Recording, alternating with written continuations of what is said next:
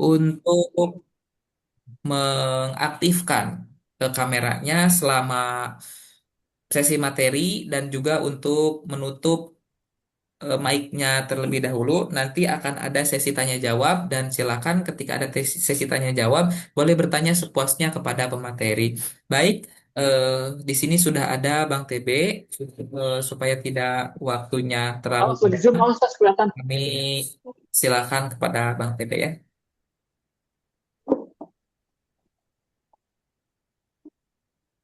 Ini nggak ada pasien hari ini ya?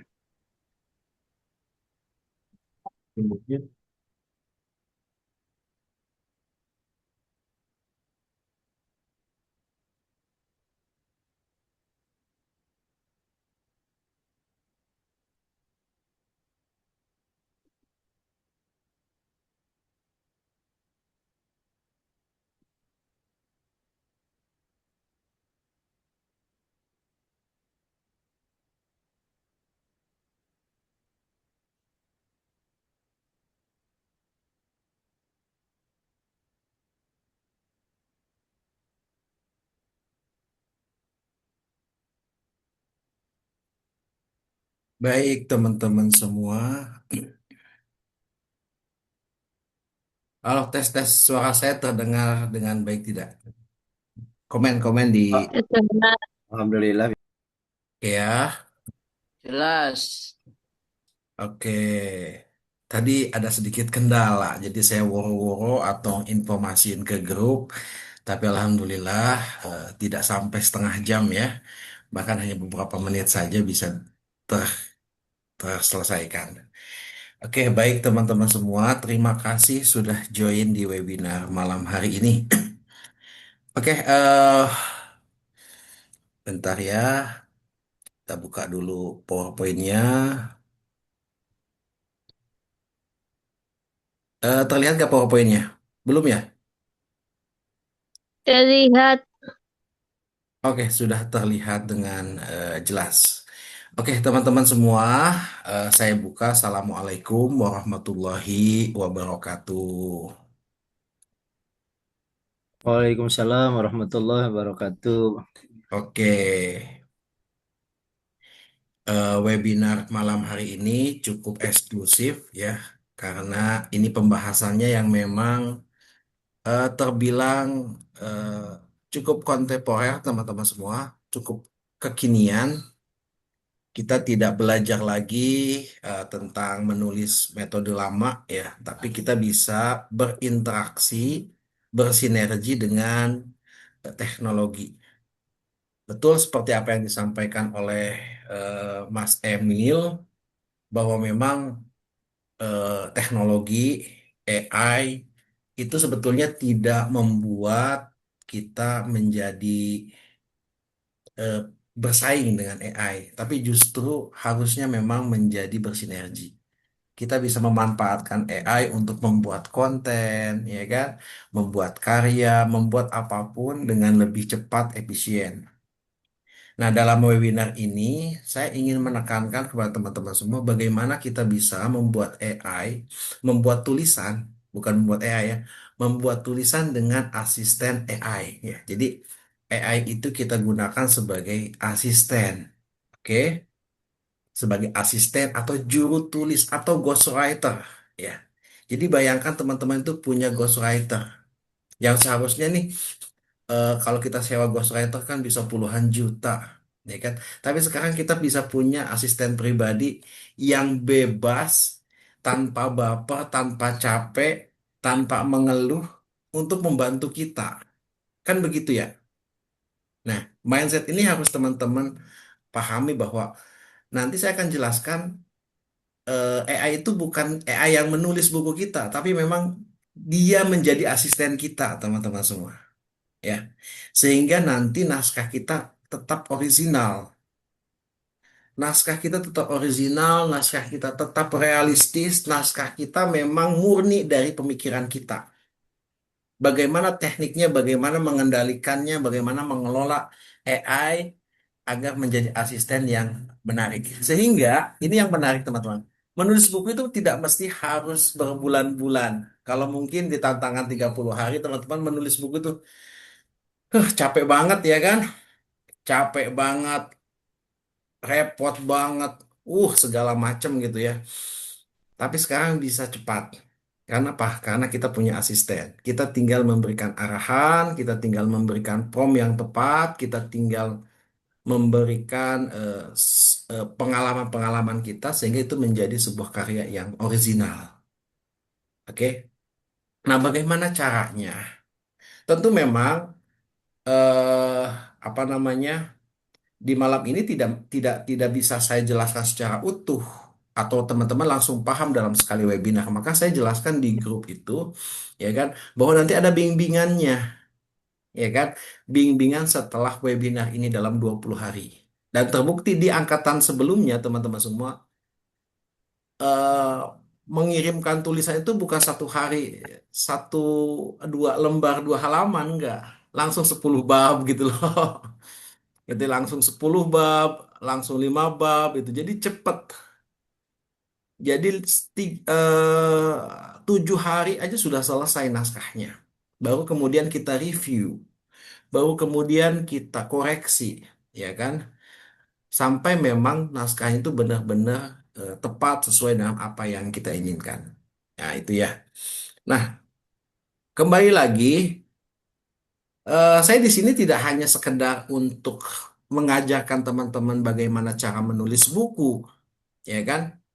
Tapi kita dorong lagi teman-teman agar lebih kuat, lebih tepat, dan lebih naik kelas. Bukan hanya sekedar nulis buku biasa, tapi bagaimana mindset kita, gimana cara saya bisa menulis buku dan dikirimkan ke penerbit-penerbit mayor, penerbit-penerbit besar. Kan begitu ya? Makanya dalam webinar eksklusif ini adalah target kita adalah bagaimana naskah yang kita tulis, ya, bagaimana naskah yang kita buat itu bisa memenuhi kriteria standar dari penerbit-penerbit mayor. Nah, kita kolaborasikan bagaimana caranya, apa yang harus kita lakukan, bagaimana tahapan demi tahapannya kita akan bahas. Ya. Dan yang pasti teman-teman semua, cara menulisnya lebih cepat. Lebih efektif. Oke, begitu ya. Mohon di ini dulu ya, Ibu, apa namanya, di mute. Di mute dulu, Bu. Oke, biar nanti lebih efektif. Oke ya. Mm-mm. Oke ya. Teman-teman semua, di sini rata-rata sudah belajar di kelas EduRed ya. Ada yang selesai, punya buku, ada yang belum, nggak apa-apa. Oke, ada yang selesai, ada yang mangkrak, ada yang cuma setengah setengah jalan, nggak apa-apa. Itu adalah sebuah proses, ya kan? Nah, kalau misalnya nanti teman-teman ingin menyelesaikan naskah juga bisa pakai metode ini. Jadi metode ini pun bisa digunakan untuk teman-teman yang naskahnya nih sudah banyak nih file-filenya tapi nggak pernah selesai. Ya, itu bisa dilanjutkan dengan menggunakan teknik-teknik penulisan menggunakan AI gitu ya. Nah, umumnya oke kita kita mulai bahas di PowerPoint ya. Oke.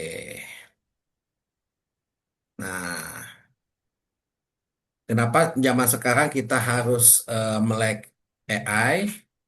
Karena eh, karena tadi di sini kan ada pasti ya teman-teman semua yang naskahnya mangkrak, ada ya, atau nggak selesai ada ya, ada pasti. Tadi juga saya dengar ada yang nggak selesai ya kan, ada juga mungkin yang punya banyak ide, pikiran tuh ada aja ya kan, tapi nggak punya waktu buat nulis.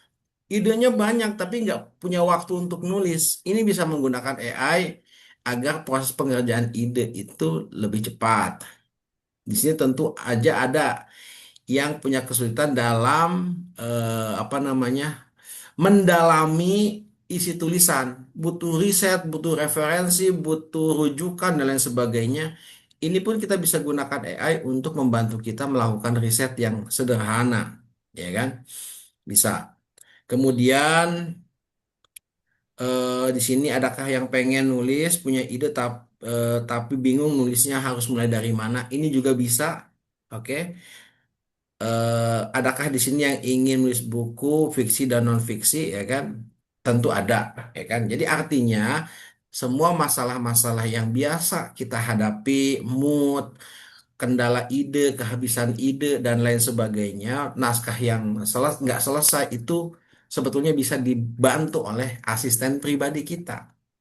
Ya, ini menarik banget ya teman-teman semua, menarik banget karena saya selalu apa namanya mengistilahkan AI itu sebagai juru tulis atau asisten pribadi saya gitu sehingga menulis bisa lebih cepat, lebih efektif dan lain sebagainya. Nah, itu teman-teman saya kira teman-teman juga di sini banyak yang sudah terbiasa melakukan aktivitas dengan ChatGPT, Gemini ataupun Meta. Betul ya?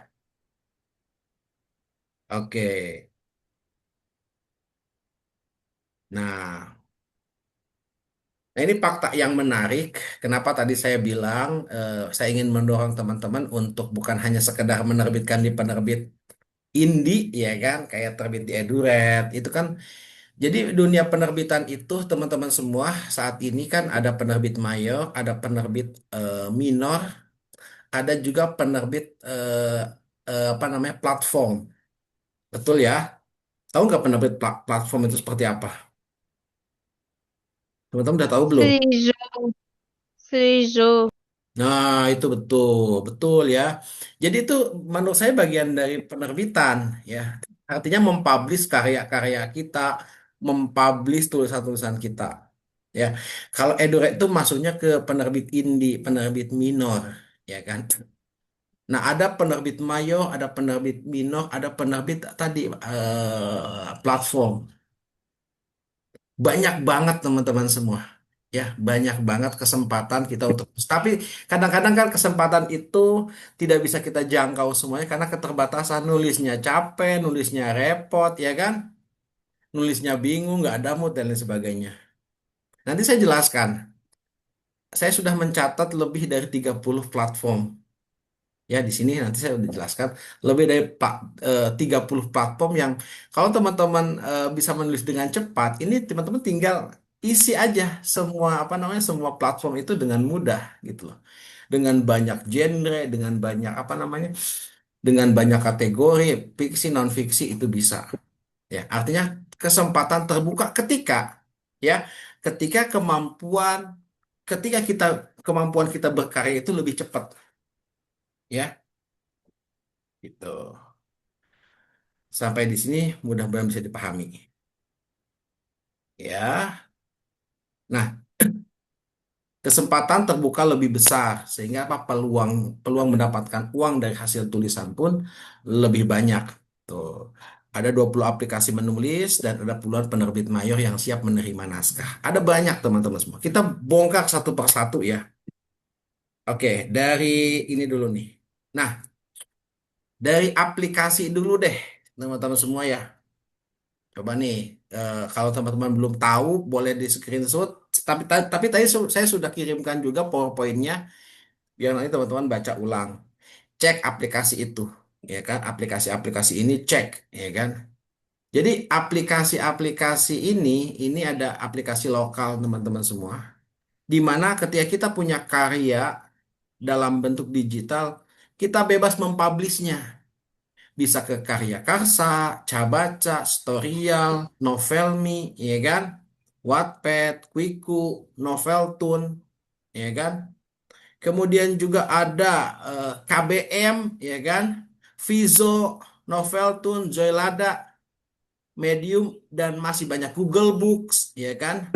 Dan masih banyak lainnya. Jadi kebayangkan teman-teman semua kalau misalnya kita bisa nulis satu novel nih 1 minggu bisa nulis novel. Oke, hari 1 minggu pertama kita nulis novel. Oke, hari Senin saya mau upload deh dulu ke KBM. Hari Selasa saya ngupload dulu deh ke Pizo. Saya upload lagi ke mana ke Storyal, ke Karya Karsa ya kan. 1 minggu kita bisa garap itu apa namanya 7 aplikasi. Kalau 1 bulan ya kan, nah 20-30 aplikasi kita bisa upload semua itu. Bayangkan itu menjadi sebuah toko buku kita, ya kan, platform untuk menyebarkan karya kita. Dan tentu saja setiap aplikasi itu punya pangsa pasarnya masing-masing. Selama aplikasi itu masih berdiri, masih eksis, berarti ada pembacanya, ada yang membeli, ada yang beraktivitas di situ. Nah, kalau karya kita sebelumnya tidak laku, jangan-jangan memang kita kurang mempublish buku-buku kita ke situ. Anggaplah ini ada toko buku karya Karsa, ada toko buku Cabaca, ada toko buku Storia, Novelmi, Pizzo, dan itu adalah toko buku digital yang siap untuk menerima naskah-naskah kita. Gitu ya. Semangat gak teman-teman semua? Gitu ya. Coba ini diatur, ini di manage. Oke, hari ini saya upload. Sudah selesai upload semua, kemudian bikin lagi novel, bikin lagi tulisan, ya kan? Ngupload lagi, ngupload. Sehingga apa? Kita punya yang namanya aset digital, teman-teman semua. Oke? Ngerti? Yang namanya aset digital dalam bentuk tulisan. Jadi sekarang itu eranya adalah menulis itu sebagai sebuah cara kita untuk membentuk, membangun, membuat aset digital yang bisa menghasilkan secara pasif income. Ada lagi misalnya yang lagi ngetrend sekarang misalnya kayak link ID gitu loh. Link ID itu bisa jualan e-book, jualan produk digital dan lain sebagainya. Itu banyak banget teman-teman semua ya. Itu perlu dipelajari dan nanti kita akan bahas di grup bimbingan bagaimana caranya kita bisa mengupload, memanage semua semua konten tulisan kita ke dalam banyak aplikasi. Itu baru aplikasi teman-teman semua. Ya, sampai di sini ada yang mau komentar, diskusi atau apa nih? Boleh, boleh, boleh. Sebelum saya lanjut ke materi sebelumnya, berikutnya. Ada yang mau diskusi nggak? Mau nanya. Boleh. Boleh, boleh, boleh. Oh, silakan. Dua penanya aja. Nanti kita lanjut lagi setelah ini. Boleh. Ya, saya ya. Boleh Bu Sofia. Saya lihat ini aplikasi kan semuanya untuk ini ya, karya fiksi ya kayaknya. Enggak juga Bu. Kalau mungkin karya non fiksi, Ada juga di situ. Bisa Bu, non fiksi. Bisa kalau itu. yang non fiksi apa itu? Semuanya bisa. Aplikasi apa? Begini Bu, ya. Jadi semua karya-karya ini semua platform ini tuh bisa juga kita upload non fiksi. Oke, karya-karya semua bisa. Oke, cuma memang kayak novel tune yang ada novel-novel ini nggak bisa. Wattpad bisa Bu, KBM bisa, ya kan? Gitu. eh Vizo juga bisa, tapi memang kecenderungannya orang lebih banyak novel, ya kan? Karena pembaca pembaca paling banyak itu mau tidak mau ya novel, cerita-cerita, apalagi sekarang didukung dengan adanya Dracin, Drakor, ya kan? Jadi minat orang membaca series itu lebih lebih lebih tinggi gitu loh. Ya, itu Bu. Jadi ini bisa. Nah, cuman memang maksud saya adalah semua aplikasi ini ya, semua aplikasi ini itu punya apa namanya? Punya kelebihan dan kekurangannya masing-masing. Ada metode cara pembayarannya misalnya ada dengan koin, ada dengan caranya nanti berkolaborasi, ada iklan dan lain sebagainya. Semua punya caranya masing-masing. Nah, kita perlu mempelajari satu persatu. Begitu kerjasamanya. Ada lagi?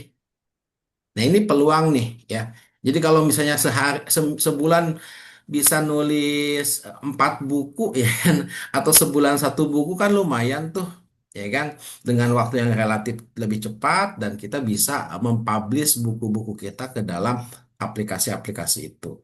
Itu satu contoh peluang yang cukup menarik untuk bisa kita mainkan di penerbit-penerbit itu atau ya di platform-platform itu ya. Oke. Oke, betul ya. Nah, ada lagi yang mau tanya? Oke, kita belum masuk ke penerbit ya. Ini baru baru pemanasan aja teman-teman semua. Jadi eh, ini ini peluang yang cukup besar. Jadi kalau misalnya teman-teman bukunya kurang laku atau kurang termotivasi karena nggak ada uangnya di karya misalnya ya kan, kita bisa bisa menggunakan itu, posting aja. Posting aja. Tuh ya, Boleh tanya, Pak? boleh. Ya. Ini siapa yang Jadi ini? saya kan, Wah, saya mantul Bu suaranya. Rina, ya, Ibu Rina di Maluku. Monggo, monggo. Saya kan nulis di Viso, Pak. Ada beberapa novel juga yang di self publishing. Jadi beberapa kali dari teman-teman yang nulis di platform mau Viso, Noveltune atau apa itu 2 tahun terakhir ini lagi nggak bagus, sistemnya tuh nggak bagus. Beda sekali dengan teman-teman saya yang udah nulis dari 2 tahun sebelumnya. Itu untuk penghitungan dolarnya itu sekarang rata-rata sama semua. Bahkan lebih mudah dicurangi. Ketika novel saya sudah mulai naik, sudah mulai direkomendasikan dan sudah tanda tangan kontrak tuh, justru masalahnya datangnya tuh di situ. Kemarin terakhir saya sudah bab 36 kalau nggak salah tuh. Tiba-tiba akun saya tuh hilang. Nah, maksudnya kalau yang di sistem ini sistem yang di platform ini kita susah karena kan ada banyak sama sistem gitu. Atau tiba-tiba yang sistemnya ngebuk gitu. Jadi sampai sekarang saya juga kehilangan akun saya begitu, Pak. Makanya masih agak trauma untuk nulis yang di platform ini walaupun sudah siap beberapa karya karena kayak nggak ada perlindungan ke penulis gitu loh. Kalau ada misalkan tiba-tiba kemarin tuh ada temen yang ada yang melaporkan itu plagiat begitu. Padahal sebenarnya enggak, tapi karena ada mungkin yang nggak suka dan sebagainya begitu tiba-tiba bukunya hilang dari rak dan sebagainya. Itu kan kayak trauma tersendiri gitu loh. Makanya saya juga lagi nunggu sistemnya bagus dulu kayak dulu. Oke. Udah, Bu. Karena sayang sekali capek. Iya. Oke. Jadi solusinya. Baik. Jadi begini, Bu ya. Hal-hal seperti itu sering terjadi. Bahkan bukan hanya di buku. Saya juga main di affiliate, Bu. Affiliate TikTok, affiliate Shopee, ya kan penjualan-penjualan. Kadang-kadang memang apa yang dilaporkan apa namanya tidak sesuai gitu. Itu biasa terjadi. Teman-teman yang main di Facebook Pro juga sekarang sudah mulai mengeluh ya kan, kenapa? Karena dolarnya tidak sesuai. Di YouTube juga sama ya kan. Artinya apa? Eh, kita bukan pengendali dari platform itu ya kan. Jadi pertama kita bukan bukan pemilik platform, kita hanya numpang sebetulnya ya kan. Meskipun memang kita berharap adanya apa namanya adanya hak penulis dan lain sebagainya. Tapi balik lagi memang cara kita mengaksesnya pun memang sangat mudah dan cepat dan lain sebagainya. Jadi itu sesuatu yang sulit dikendalikan oleh kita. Makanya maksud saya itu bukan hanya fokus pada satu platform gitu loh, Bu. Kalau Ibu punya naskah, sebarkan naskah itu, Bu. Ya kan, sehingga kita tidak lagi baper atau tergantung pada satu platform. Karena yang namanya platform itu kan manajemen ya, Bu ya. Dia butuh butuh akomodasi dan lain sebagainya, ya kan, maintenance website, aplikasi dan lain sebagainya. Bisa saja itu terjadi. Tapi kalau kita upload buku kita ke Google Books, ya kan, kemudian ke Karya Karsa atau ke yang lainnya, kita hanya fokus nyebarin aja, Bu. Ya kan? Jadi kalau misalnya penghasilannya pun nanti yang ini bagus, kemudian kita bisa akumulasi semuanya. Kan begitu. Jadi saya ingin mendorong teman-teman untuk tidak lagi, oke, Itu dinamika di setiap platform begitu, bukan hanya Vizo, dulu juga Wattpad begitu dan lain sebagainya seperti itu. Kalau misalnya kurang oke ya pindahkan naskah itu ke KBM atau ke Google Books yang lebih stabil. Jadi satu naskah kita bisa simpan ke banyak hal. Itu solusi dari saya. Karena nggak bisa Bu, kita nggak punya kendali terhadap platform itu, ya kan? Seperti itu ya. Saya ingin mendorong teman-teman untuk berinvestasi lebih lebih banyak lagi, ya kan? Jadi kita sebarin naskah kita. Bahkan sekarang ada namanya link link ID gitu loh. Itu lagi rame banget ya kan. Jadi kita bisa menjual ebook dari link ID dengan menggunakan konten-konten. Itu bisa seperti itu.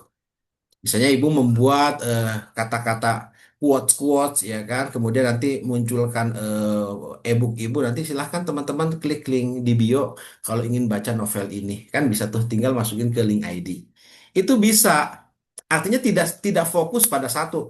Seperti teman-teman yang affiliate juga, ya kan, kalau kita fokus aja di TikTok misalnya ya, TikTok perubahan algoritma, kemudian perubahan aturan, ya kan sering di banned video-video ya stres. Tapi kalau misalnya kita berpikirnya, oke, saya punya satu video, kemudian saya sebarin video saya pakai. Kalau di Facebook kan sekarang sudah bisa bisa menautkan keranjang putih, ya kan? Di Shopee juga ada Shopee video, di Thread juga bisa ke Instagram.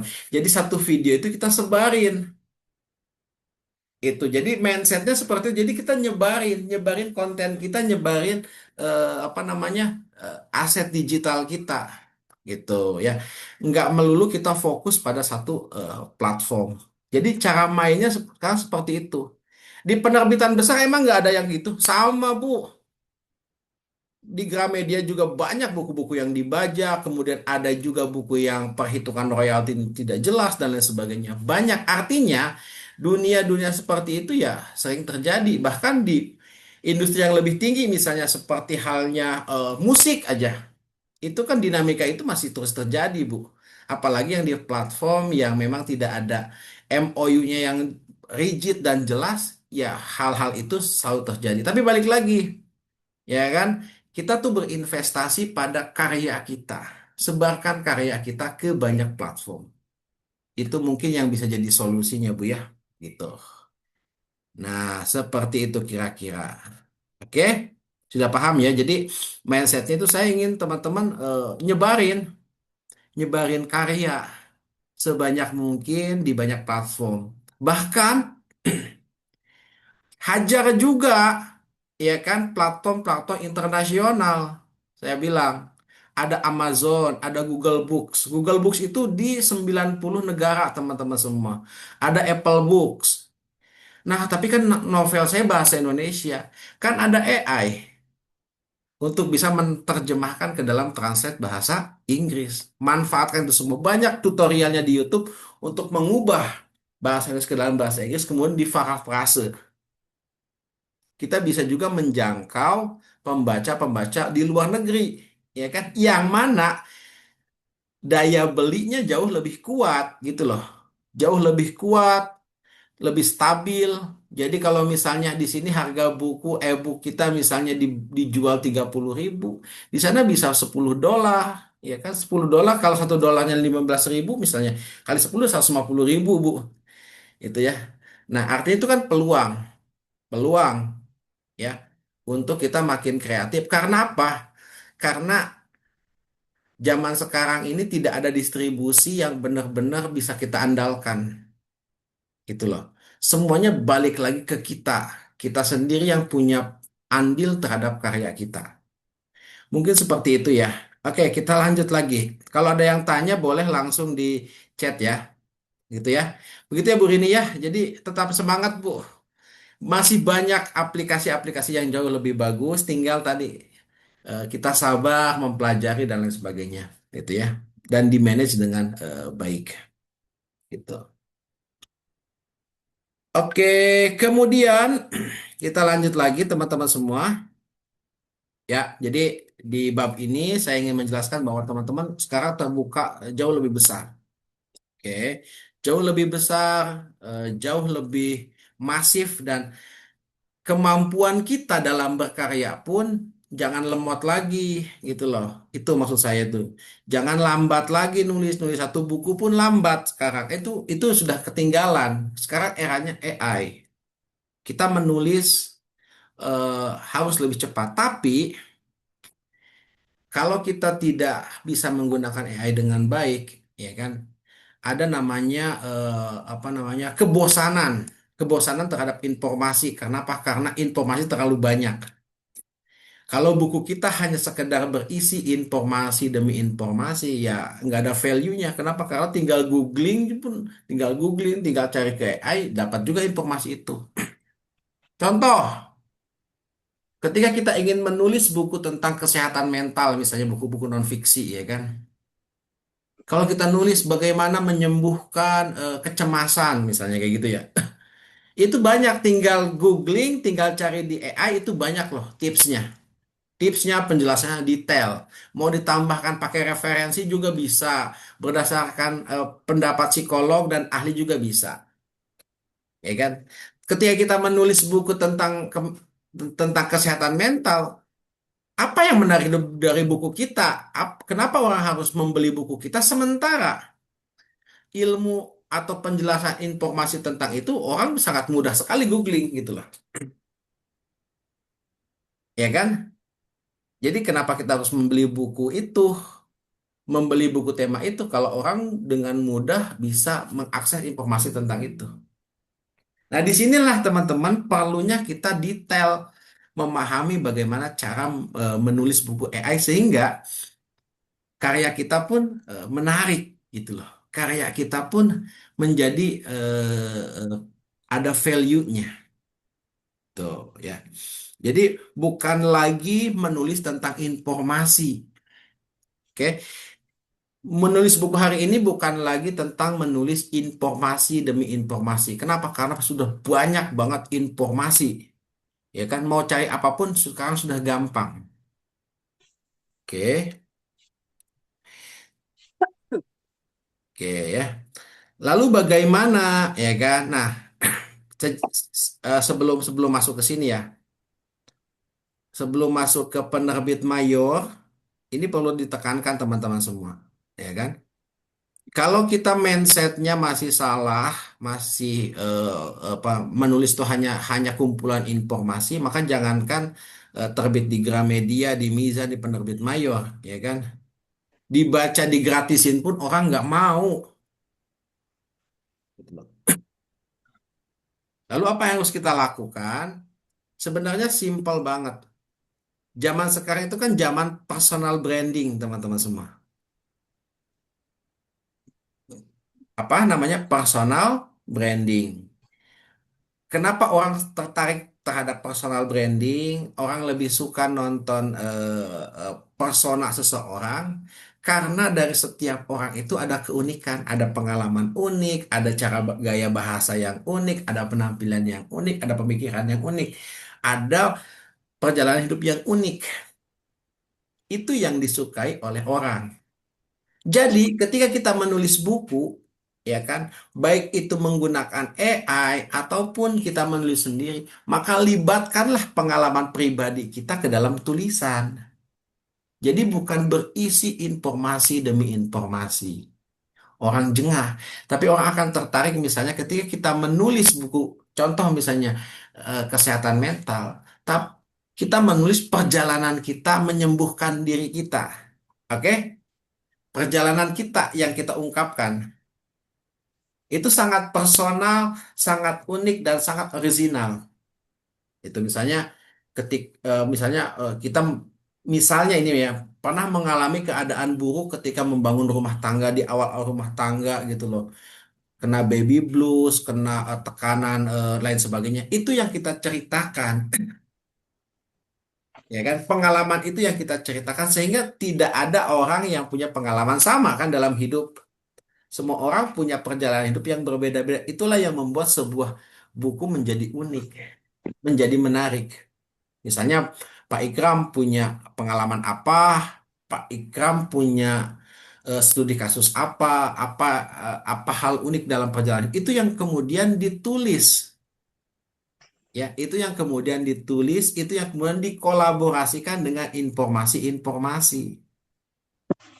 Nah, itu juga terkait nanti ketika kita menulis buku di penerbit mayor, gitu ya. Jadi coba aja nulis eh, apa namanya hanya informasi-informasi pasti nggak akan dilihat.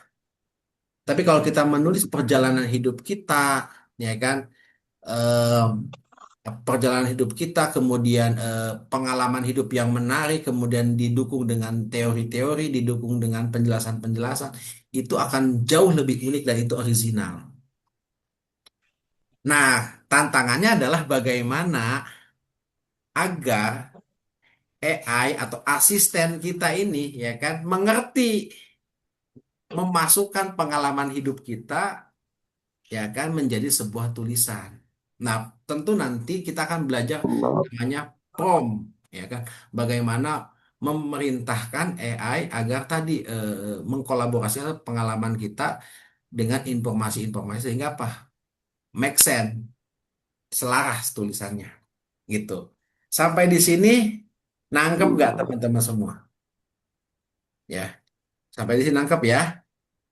Jadi bahkan ada yang bilang ke saya, Pak, kok kalau saya nulis pakai ChatGPT kok jadi ceritanya ngawur gitu loh. Jadi ceritanya ngawur kemana-mana gitu. Jadi saya juga susah. Jadi malah malah apa yang saya inginkan kok tidak sesuai dengan dengan hasil tulisannya gitu.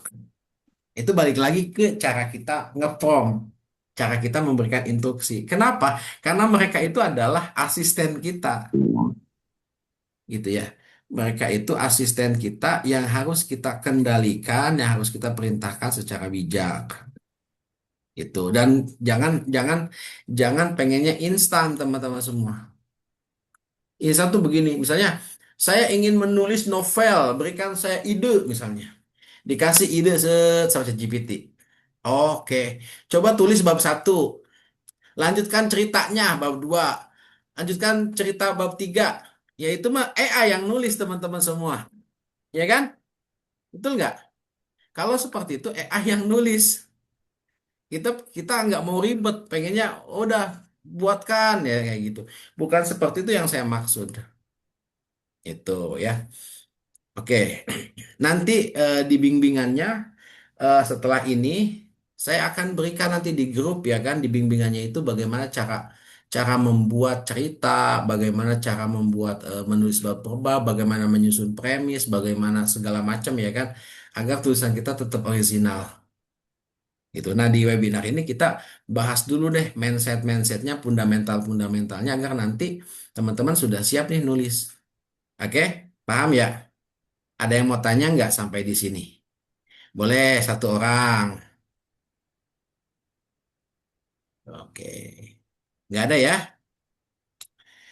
Oke, saya lanjut. Nah, berikut ini adalah 30 penerbit mayor, ya kan, di Indonesia yang aktif dan bergerak dalam segmentasi fiksi dan non-fiksi. Jadi, teman-teman tuh banyak banget loh penerbit mayor.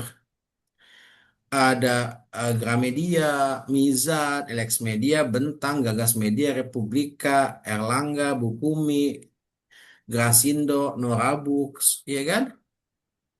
Buana Populer, ya kan? Penerbit Haru, Tiga Serangkai, Yudhistira, Falcon Publishing, Clover, PC Media, dan masih banyak lainnya. Tuh, banyak banget ini penerbit besar. Teman-teman udah nyoba belum? Udah pernah nyoba belum ngirim naskah ke sini? Hmm? Sudah pernah belum? Belum. Belum ya? Padahal banyak Ya, loh, Bu. Belum. belum. Banyak loh, Bu. Cuma kadang-kadang kita suka ngeper duluan ya, takut diseleksi, takut nggak lolos seleksinya, ya kan? Ya mereka pasti diseleksi, Bu. Ya kan, enakan di penerbit indie gitu loh. Saya nulis, tinggal saya bayar, saya bisa nerbitin buku. Tapi kan lama-kelamaan kita juga bosan, Bu. Saya pengen tantangan, ya kan? Saya pengen rasanya buku saya ada disebar di semua toko buku di seluruh Indonesia, kan begitu? Saya pengen dianggap sebagai penulis buku yang real, ya kan, yang nyata, yang asli gitu loh. Melalui proses seleksi dari eh, editor yang menangani penerbit-penerbit besar, ya kan. Jadi kalau teman-teman sudah pernah menerbitkan buku ke penerbit indie, ya kan, penerbit minor, coba mulai sekarang eh, targetkan untuk kita bisa menerbitkan ke buku-buku ini.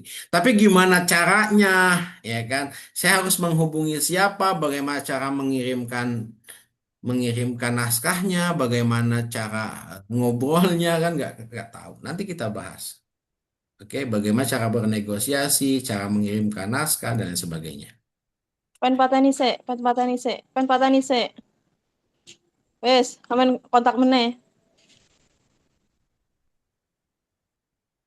Oke, ya.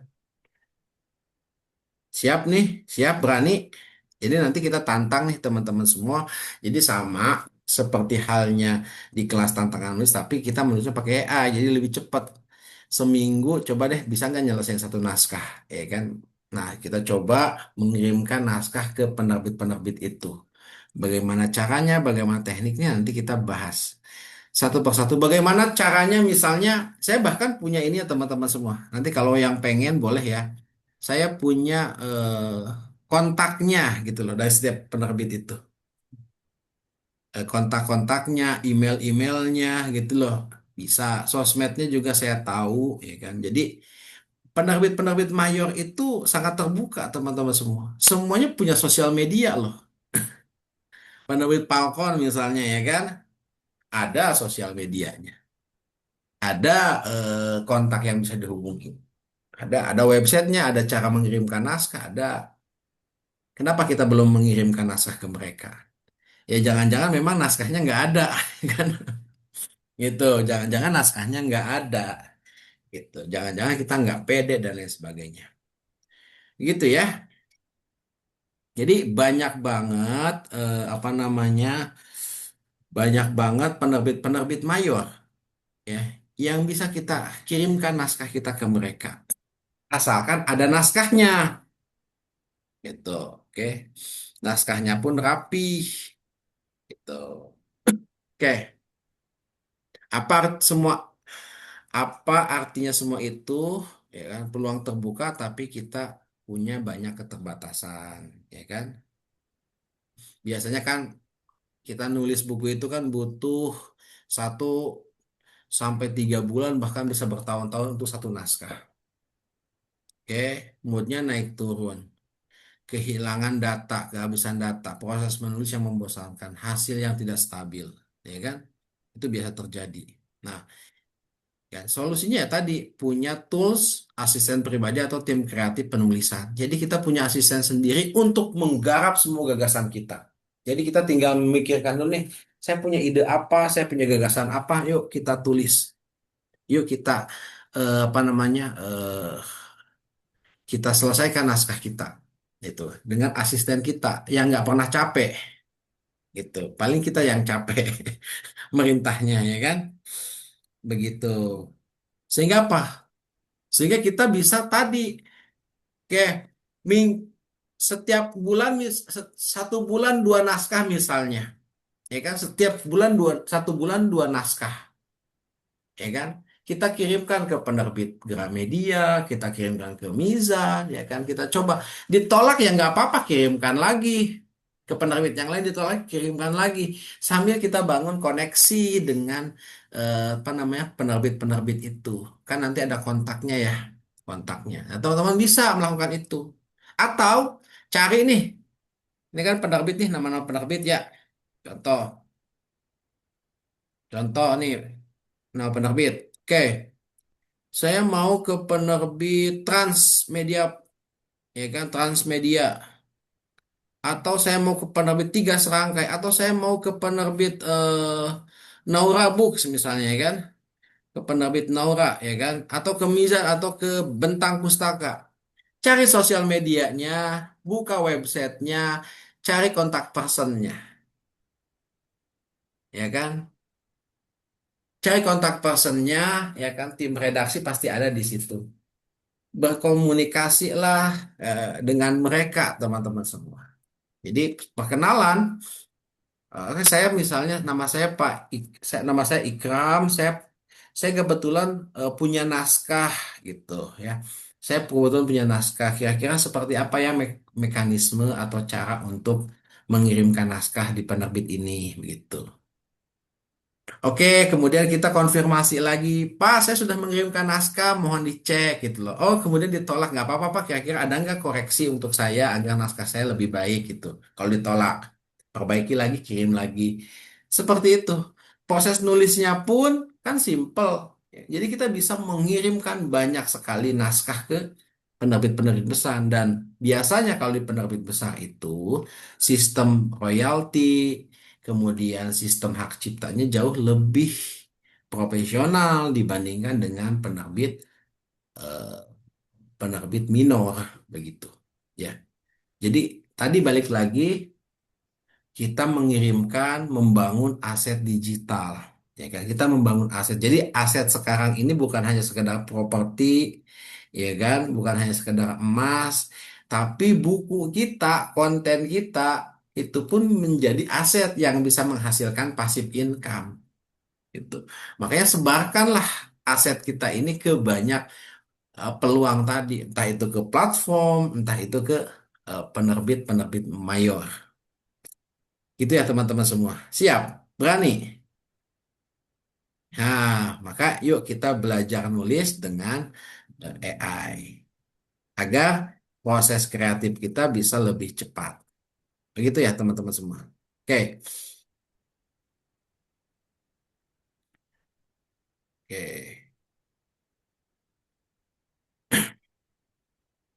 Nah, ini sudah saya jelaskan AI itu, ya kan? Ya tadi ini ini mindsetnya ya. Jadi kita punya asisten pribadi, punya ghostwriter atau juri tulis. Jadi kita punya tim sendiri, ya kan, di mana kita bisa berdiskusi panjang lebar tentang ide yang ingin kita tulis. Oke.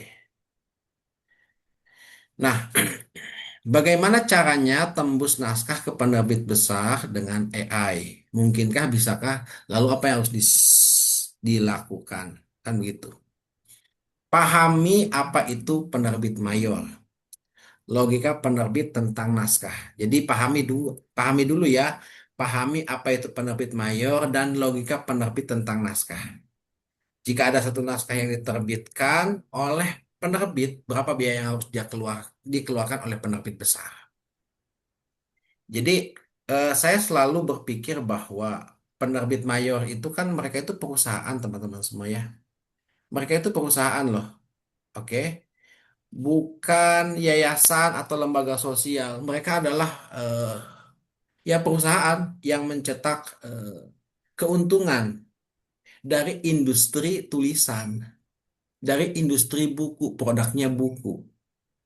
Apa artinya? Artinya ketika satu buku yang diterbitkan, mereka kan harus memproduksi buku banyak ya.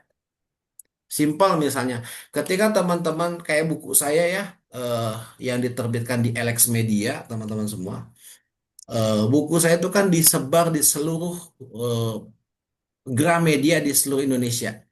Bahkan bukan hanya di toko buku Gramedia, di toko-toko buku yang lain kayak Gunung Gunung Agung atau toko buku lainnya ada buku saya, ya kan? Nah, otomatis si penerbit ini dia harus mengeluarkan kos yang begitu besar untuk mencetak buku saya. Kalau di penerbit indie, ya kan, paling teman-teman nyetak 20 buku, ya kan? Paling banyak mungkin 100 buku atau mungkin 500 buku. Kalau mereka satu naskah itu bisa mencetak sampai 3.000 sampai 6.000 buku. Oke, ini logika logika bisnis ya, logika bisnis sederhana. Artinya mereka harus mengeluarkan kocek besar. Bayangkan misalnya satu buku misalnya harga satu buku cetaknya misalnya 20.000, tebalnya misalkan 250 halaman. Ya mereka 20.000 dikali 3.000, ya kan? Belum lagi proses editing, belum lagi cover, desain segala macam. Ya mereka harus mengeluarkan puluhan juta untuk menerbitkan satu buku, teman-teman semua. Kebayang kan? Agar buku kita itu tersebar di banyak toko buku. Jadi harus, kalau misalnya di Gramedia ada 100 toko buku aja seluruh Indonesia. Satu toko Gramedia misalnya ready stock 100. Ya mereka harus nyediain 3.000 buku. Gimana kalau nggak laku? Kan gitu ya. Apakah setiap buku yang diterbitkan di penerbit besar pasti pasti laku? Enggak, teman-teman. Enggak laku. Gimana kalau mereka laku? Ya mereka harus harus ini ya kan harus harus menanggung itu semua. Kalau nggak laku di retur atau nggak laku nih penulisnya. eh, nah, artinya ketika mereka menerima sebuah naskah, mereka harus benar-benar mengecek, mengkoreksi, menseleksi. Kenapa? Karena mereka mengorbankan sesuatu yang sangat besar. Kalau nggak balik modal atau rugi, gimana? Tapi kalau bukunya bestseller itu keuntungan yang sangat besar gitu loh. Tapi kalau misalnya tidak tidak lakukan, mereka harus harus harus rela kehilangan banyak hal gitu loh, ya kan? Karena bukunya ditarik lagi, diretur dan lain sebagainya. Nah, itu harus kita pertimbangkan sebagai penulis. Artinya apa? Bagaimana? Jadi kita nggak baper teman-teman semua, nggak baper kalau misalnya buku saya ini dikirim ke penerbit besar kemudian ditolak, ya wajar. Mungkin saja buku kita belum sesuai dengan pertimbangan bisnis mereka, pertimbangan pasar buku kita. Cara kita ya perbaiki lagi, ya. Jadi nggak usah takut gitu loh. Kalau kita memahami itu wajar, mereka harus menseleksi. Saya pun kalau punya penerbit besar, saya akan menseleksi. Saya nggak akan nggak akan apa namanya mudah gitu loh menerbitkan buku orang. Saya harus benar-benar seleksi ketat dan lain sebagainya. Agar apa? Agar ketika saya menerbitkan buku itu tidak tidak cuma-cuma nggak laku dan lain sebagainya. Jadi logika itu yang harus teman-teman pahami ya bahwa ketika sebuah buku diterima oleh penerbit mayor, ada konsekuensi besar yang harus mereka hadapi sehingga mereka wajar menseleksi sebuah naskah. Oke, oke. Lalu bagaimana caranya? Oke, bagaimana caranya agar bisa kita tembus di penerbit mayor? Pertama, tentukan dulu kategorinya, teman-teman semua.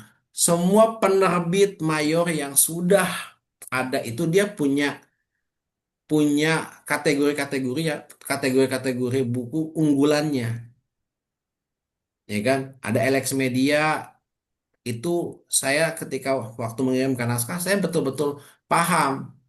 Biasanya buku-buku yang dikeluarkan oleh LX Media itu terkait dengan pengembangan diri, manajemen dan lain sebagainya. Maka saya mengirimkan naskah sesuai dengan kriteria penerbit itu. Mizan misalnya terkait dengan buku-buku yang logis, akademisi, pemikiran-pemikiran yang tajam gitu kan. Novel Bentang itu kan novelnya Arin Andrea Hirata. Karya-karya yang diterbitkan oleh Bentang itu karya-karya seperti apa? Kita pun analisis. Jadi ketika kita mau mengirimkan naskah, pertama kita harus tentukan dulu kategorinya. Kita harus cek dulu. Kita mau mengirimkan naskah ke penerbit apa? Iya kan, penerbit itu kategori yang paling laris itu buku apa? Lalu kita siapkan menulis buku tentang itu. Ya kan, tentukan tema apa yang paling banyak dijual sesuai dengan kategori. Ya, jadi harus dipertimbangkan itu. Tinggal cek aja misalnya penjualan buku terlaris 2025 di Gramedia kategorinya apa aja. Googling atau cari di AI. Oh, ternyata buku-buku ini. Kalau novel genrenya seperti apa? Oh, seperti ini.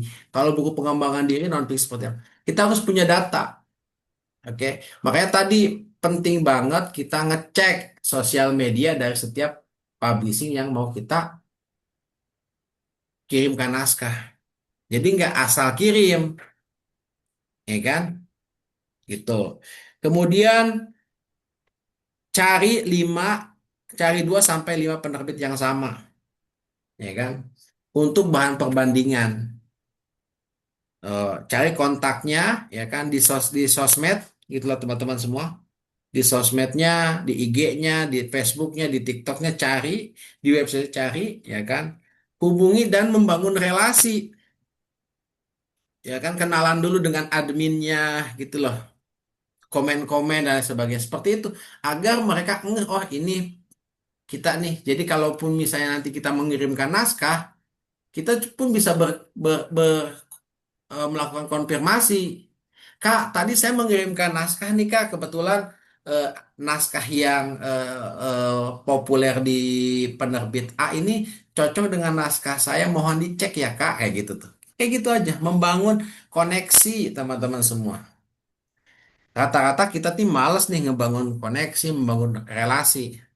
Pengennya apa? Langsung jadi. Betul nggak? Nah ini penting ini. Jadi lalu setelah semuanya baru siapkan naskah. Bahkan siapkan naskah itu teman-teman semua. Ini di poin terakhir. Gitu ya, di poin terakhir. Oke, nah senjata paling jitu adalah membangun personal branding. Apalagi teman-teman itu aktif di sosial media, sering konten, berbagi tips, ya kan, bangun personal branding dengan cara yang baik, ya kan, konten lah. Itu menjadi poin yang paling penting untuk apa? Untuk mempertimbangkan buku kita diterima atau tidak. Kenapa? Karena zaman sekarang, ya kan, balik lagi, orang itu bisa membeli buku langsung ke sosial media, ke seorang penulis, ke sosmednya. Jadi kalau ada penerbit atau penulis buku yang punya personal branding yang bagus, ya kan, punya basis follower yang bagus, maka bukan hanya kita mengajukan naskah, bahkan mungkin kita ditawari, Kak, boleh nggak nulis buku di penerbit saya? Ditawarin loh teman-teman semua. Ini senjata paling jitu sebetulnya. Oke? Nah, ini mungkin butuh waktu untuk membangun ini semua, tapi ini juga perlu teman-teman pertimbangkan agar setiap penulis itu bangun personal branding loh, ya kan? Mengumpulkan basis pembaca. Mungkin awalnya hanya membaca dulu nih kata-kata kita, quotes-quotes kita, ya kan? Ya kan, konten quotes kan teman-teman tahu ya kan, konten quotes ya kan. Kemudian postingan-postingan. Mungkin di awalnya ngeliat-liat dulu, kemudian suka, kemudian nge-like, nge-follow. Akhirnya dia mulai mengikuti setiap aktivitas kita. Ketika kita launching buku, mereka kepo, ini buku apa nih, ya kan? Ah, coba penasaran mau membeli kan begitu. Itu pun yang dilakukan oleh penulis-penulis besar, ya kan? Cuman kadang-kadang kita nih penulis kecil, ya kan? Selalu ngomong, wah buku saya nggak laku, susah dijualnya. Iyalah, karena kenapa? Karena kita belum membangun personal branding, gitu loh. Tapi saya sibuk. Tapi ya itu apa namanya? Itu sesuatu yang menjadi tantangannya, ya kan? Karena mereka juga pasti sibuk, mereka juga pasti punya banyak kegiatan. Tapi apa? Mereka menyempatkan diri untuk membangun personal branding. Kenapa? Karena mereka punya impian yang kuat, ya kan? Impian yang kuat untuk menembuskan buku mereka ke Gramedia, ke penerbit besar, sampai bisa apa? Sukses, bestseller, diakui sebagai seorang penulis dan sebagainya. Ini, ya kan? Lalu kirimkan naskah, ya kan? Tunggu sampai buku kita eh, diputuskan. Sesederhana ini teman-teman semua. Cuman memang prosesnya ya cukup cukup cukup melelahkan dan butuh kesabaran. Itu memang selalu terjadi teman-teman semua, ya kan? Itu. Tetapi ini nggak akan jadi masalah kalau teman-teman punya banyak naskah. Ya kan, naskahnya ya udah dikirimkan kemana-mana. Ya enjoy aja gitulah menjalankan ini semua. Kirim naskah, nulis lagi, kirim naskah, bikin konten dan lain sebagainya. Sebagai aktivis penulis di era sekarang gitu loh. Jadi penulis di era sekarang ya memang membangun aset digital, tidak fokus pada satu platform. Jadi dia punya banyak platform, ya kan? Itu sama kayak influencer kan. Influencer tuh begitu teman-teman semua. Sudah sukses di satu platform, misalnya di Instagram, dia sudah di selebgram, dia juga mulai di TikTok, mulai di YouTube, dan lain sebagainya. Dia tidak fokus, tidak loyal pada satu, dia tidak loyal pada satu ini teman-teman, platform atau penerbit. Oke, saya mute dulu ya. Oke, oke, oke. Sampai di sini ada yang mau ditanyakan nggak nih? Sudah panas atau puyeng? Ya, tapi teman-teman nanti kita ada bimbingannya, nanti kita selesaikan dulu nih naskahnya, ya kan? Setelah ini nanti di grup kita selesaikan dulu naskahnya. Saya akan kasih tantangan teman-teman untuk menulis naskah dalam 7 hari selesai.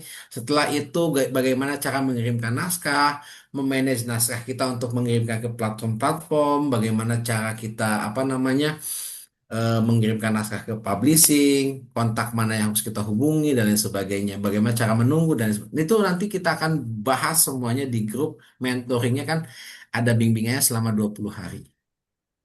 Begitu. Tapi mindset-mindset itu harus dipahami dulu ya teman-teman agar kita nanti berjalannya dengan efektif.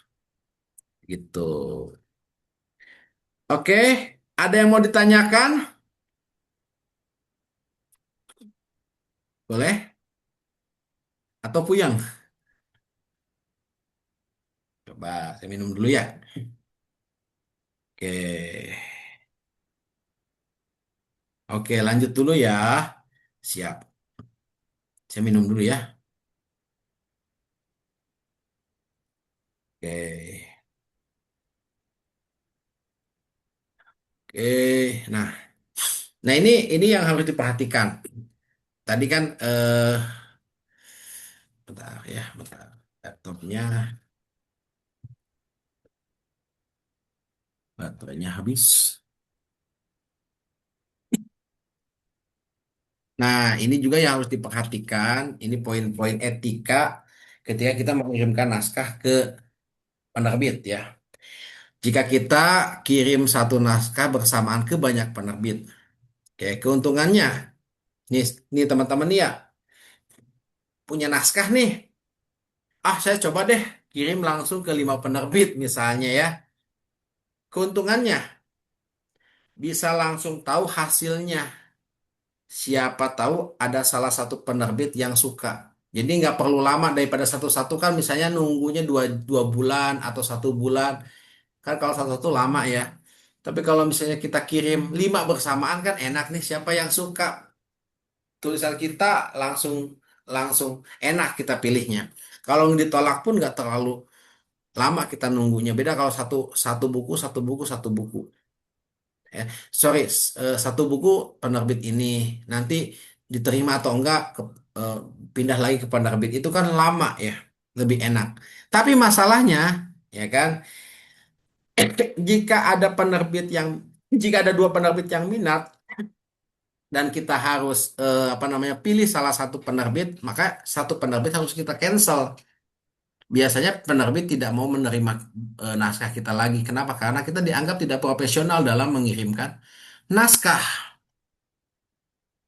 Saya nih punya naskah, saya kirim ke 2 penerbit A dan B.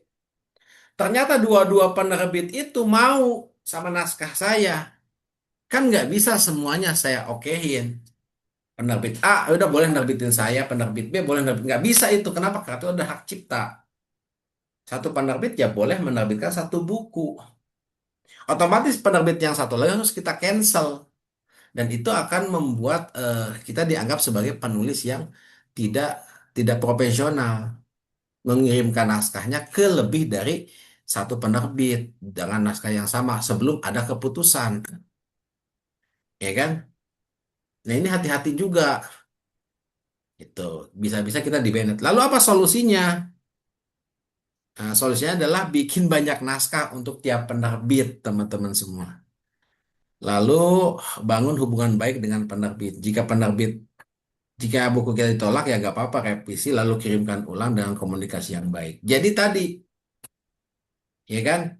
Karena menulis bukunya cepat, maka upayakan kita target, naskah A buat penerbit A, naskah B buat penerbit B, naskah C buat penerbit C, gitu.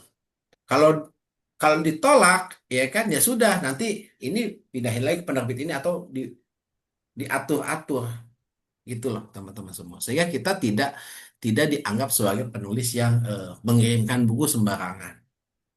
Itu bisa terjadi, ya kan? Kenapa? Karena kita menulis bukunya dengan cepat gitu loh. Kalau dulu mungkin berat banget seperti itu karena nulis buku pun harus berbulan-bulan, ya kan? Berat dan sulit. Tapi sekarang dengan bantuan AI kita bisa menulis dengan cepat. 1 bulan bisa 2 sampai 3 naskah. Kenapa enggak kita lakukan itu? Bahkan ada ceritanya teman-teman semua. eh, ada seorang penulis yang ditolak sampai 99 kali oleh penerbit. Ya nggak apa-apa gitu loh. Kenapa? Karena mungkin tulisannya belum layak. Saya pun diterbitkan atau diterima buku saya oleh penerbit Alex Media, ya kan? Tahun 2014 sampai 2015, saya itu melakukan banyak proses, teman-teman semua. Kalau saya hitung itu sekitar 14 kali saya ditolak oleh penerbit, teman-teman semua ya. Jadi waktu itu saya masih masih mahasiswa, ya kan? Jadi saya mengirimkan naskah nggak pakai email waktu itu saya. Saya kebetulan dapat beasiswa, jadi uang beasiswa itu saya gunakan untuk biaya cetak buku, teman-teman semua. Ya, jadi agak sedikit nakal saya itu. Jadi eh, uang beasiswa yang seharusnya dipakai untuk bayar kuliah enggak, karena saya dagang juga kan, gitu. Saya dagang, saya punya bisnis, saya kayak gitu. Tapi uang beasiswa saya gunakan untuk cetak naskah. Jadi naskah saya selesai, kemudian saya print ke fotokopi, ya kan, saya print, ya kan. Kemudian saya kirimkan melalui pos ke penerbit-penerbit. Waktu itu belum, waktu itu hanya cara itu yang saya tahu gitu loh. Kalau di email mungkin agak sedikit sulit waktu itu, ya kan. Karena pasti numpuk. Saya pengen langsung berinteraksi. Intinya saya berinteraksi, teman-teman. Saya datang ke penerbit, ya kan, ke kantor penerbit, kemudian saya ketok pintunya, saya bahkan berkenalan dengan redaktur, dengan editor, atau dengan siapapun yang kenal dengan yang ada di penerbit itu, teman-teman semua. Saya kirim, ditolak nggak apa-apa, tapi saya membangun koneksi yang baik, ya kan. Saya kirim lagi itu. Jadi proses itu saya lakukan dari tahun 2012, ya kan. Dari tahun 2012 saya sudah nulis buku, ya kan. Ditolak lagi, saya kirimkan lagi sampai 14 kali buku saya dikirimkan. Akhirnya saya ada juga yang yang menerima, yaitu Alex Media. Tentu saya banyak belajar tadi. Saya ngerti karena waktu itu saya belum punya personal branding. Saya mulai nih bangun personal branding dengan membuat pelatihan, membuat kelas, membuat kajian diskusi, sehingga ketika saya nego dengan tim redaksi Alex Media, saya jadi pede gitu, teman. Bapak, saya punya punya komunitas, saya punya kelas, saya punya kajian, jadi itu bisa membantu untuk eh, jalur promosi buku saya. Itu juga jadi poin penting waktu itu, eh, apa yang saya sampaikan dalam dalam negosiasi naskah gitu ya.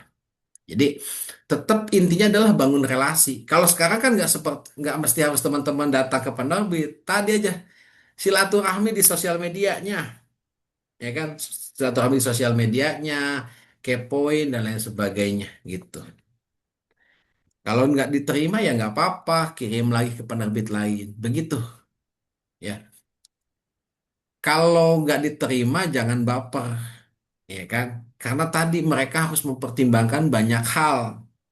Kalau pengen diterima, langsung pengen diterbitkan ya teman-teman pakai uang sendiri, ya kan? Kalau ke penerbit mayor itu teman-teman eh gratis semuanya. Bahkan kita dibayar oplahnya. Jadi kalau misalnya cetaknya eh 3.000, ya kita juga dapat oplahnya berapa persen. Jadi biaya cetaknya kita juga dapat gitu loh. Dapat juga royaltinya secara stabil dan sampai sekarang saya pun masih dapat diakumulasi 6 bulan sekali gitu loh. Udah bertahun-tahun yang lalu gitu. Jadi cukup oke kalau memang penerbit-penerbit yang besar gitu ya. Jadi tapi tantangannya tadi kita harus bangun relasi, kemudian kita harus pintar mengatur naskah-naskah kita gitu. Ya, oke, ini sudah. Nah, selanjutnya adalah ini ya. Nah, bagaimana kita menulis novel dengan bantuan AI? Tadi aspek-aspek tentang penerbit, platform itu sudah kita bahas. Sekarang, bagaimana cara kita menulis novel dengan bantuan AI? Oke, AI berfungsi eh, paling optimal adalah sebagai asisten pribadi. Eh, jadi untuk partner diskusi. Jadi kalau kita punya ide, punya gagasan, coba didiskusikan dulu dengan AI. Bantu saya untuk membuatkan premis. Premis itu adalah ide pokoknya. Kemudian bantu saya menyusunkan apa namanya kerangka. Bantu saya untuk membangun tokoh-tokoh, gitu kan. Kemudian kita koreksi lagi, gitu loh. Ketika mereka sudah membuatkan, kita koreksi lagi. Kalau sudah oke, baru kita simpan, kita instruksikan lagi seperti itu cara kerjanya ya.